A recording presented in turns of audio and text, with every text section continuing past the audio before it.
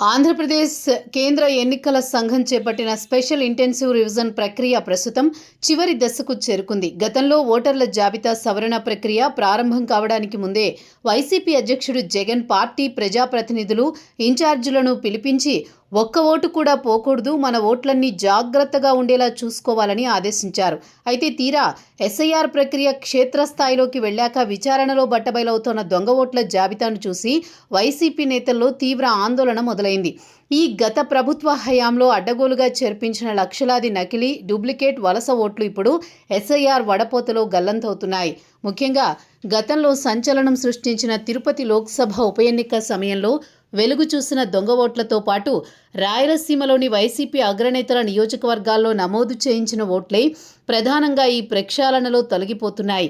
ఉమ్మడి చిత్తూరు, వైఎస్ఆర్ కడప, అనంతపురం, కర్నూలు జిల్లాల సరిహద్దుల నియోజకవర్గాల్లో తెలంగాణ, తమిళనాడు, కర్ణాటక సరిహద్దులను ఆసరాగా చేసుకుని ఒకే వ్యక్తికి 2-3 చోట్ల ఓట్లు కల్పించారనే ఆరోపణలు మొదటి నుంచి ఉన్నాయి.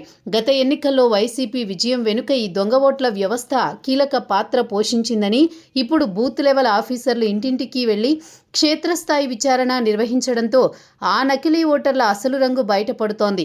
ఇప్పుడు వైసీపీ నేతలు తీవ్రంగా కంగారు పడ్డానికి కూడా బలమైన కారణాలున్నాయి.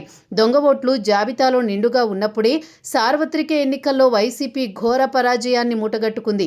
అలాంటిది ఇప్పుడు ఎస్ఐఆర్ ద్వారా నకిలీ ఓట్లను పూర్తిగా తొలగించి పారదర్శకమైన జాబితాను సిద్ధం చేస్తే రాబోయే రోజుల్లో ఎలాంటి ఎన్నికల్లో అయినా పార్టీ ఉనికి కాపాడుకోవడం మరింత కష్టమవుతుందనే భయం ఆ పార్టీ వర్గాల్లో వ్యక్తమవుతోంది.